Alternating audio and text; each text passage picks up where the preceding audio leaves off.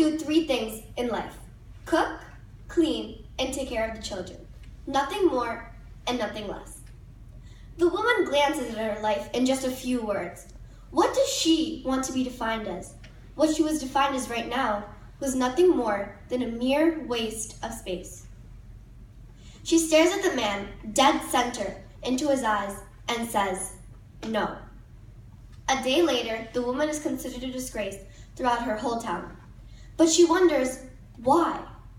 Is it wrong to want to be treated as an equal to a man?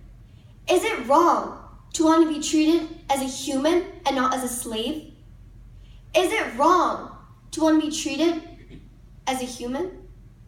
A famous quote by Hillary Clinton is, "Women rights are human rights, and human rights are women rights."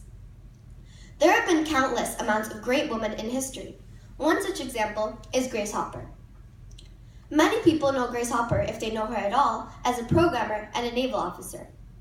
But she was so much more than that. She was a naval officer until age 34, when she wasn't the correct height or weight.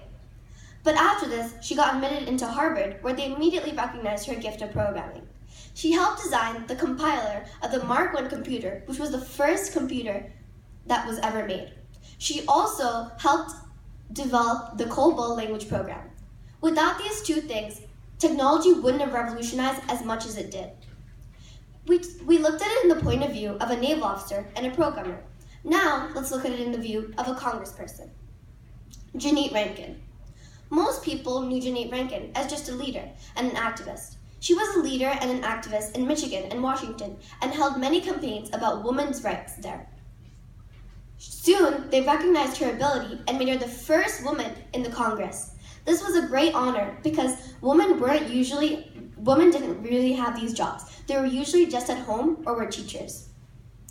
But even though many men made fun of her in the Congress, she didn't stop and instead took it as a challenge. She helped pass the 19th Amendment, which gave women the right to vote, and also was the only congressperson to vote against World War I and II. We looked at it in a point of view of a naval officer, a programmer, and in the point of view of a congressperson. Now, let's look at it in the view of someone with already some political activity, Vijaya Lakshmi Pandit. Most people knew Vijaya Lakshmi Pandit as just a political activist. She was a political activist, and the British took control of her and jailed her 3 times. Instead of stopping and listening to her parents, she instead overcame it. India overcame the British, and after that, she became a very famous figure in India. She became the ambassador to Moscow, Washington, and Mexico. Soon, they realized her capabilities and made her the UN General Assembly president. I have stated 3 examples of women, all that did completely different things. But there's one thing in common that they all have.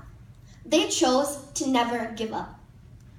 Because when they didn't give up and went out of the corner that men put them in, they did the best that they could be. They didn't let anyone stop them. What this quote means is not just about women. It's about how race, religion, culture, and gender don't matter.